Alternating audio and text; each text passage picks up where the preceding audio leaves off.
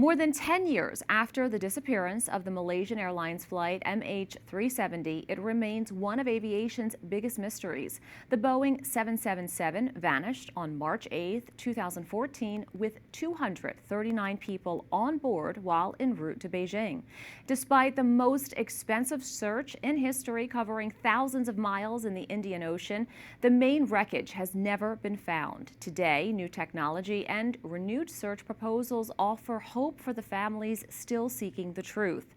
This renewed effort, led by the American marine robotics firm Ocean Infinity, operates under a strict no-find, no-fee agreement with the Malaysian government. The mission targets a refined 15,000 square kilometer zone in the southern Indian Ocean.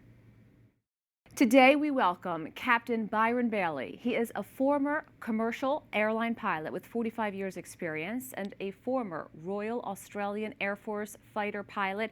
It's a pleasure to have you here. First, what specific advancements in underwater robotics and sonar technology make this new search more likely to succeed than previous attempts?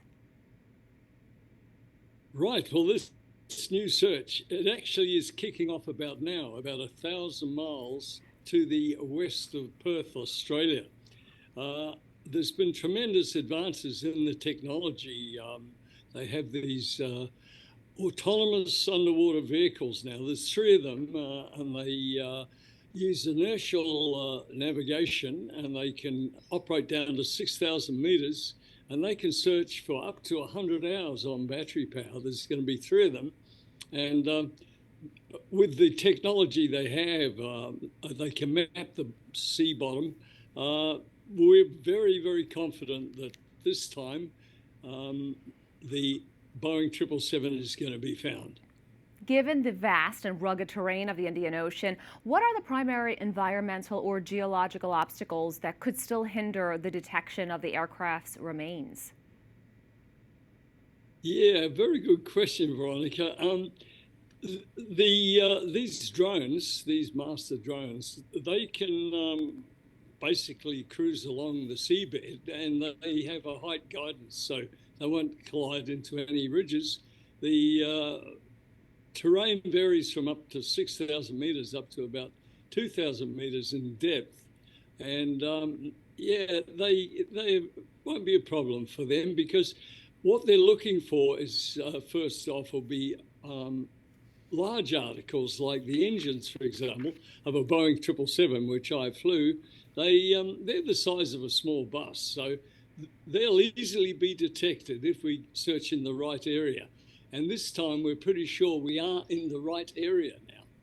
You have said in the past there was evidence that MH370 did not crash, but instead was the subject of ditching. Can you tell us more about that? Well, originally we thought that the captain, and we're pretty sure, based on what the Malaysian Prime Minister said, who told the Australian Prime Minister 4 days after the plane disappeared, that it was a murder-suicide by the captain, which basically the Australian government sat on and didn't say anything for 6 years. But we're pretty sure that, or we thought, the guy would have flown as far as possible into the southern Indian Ocean.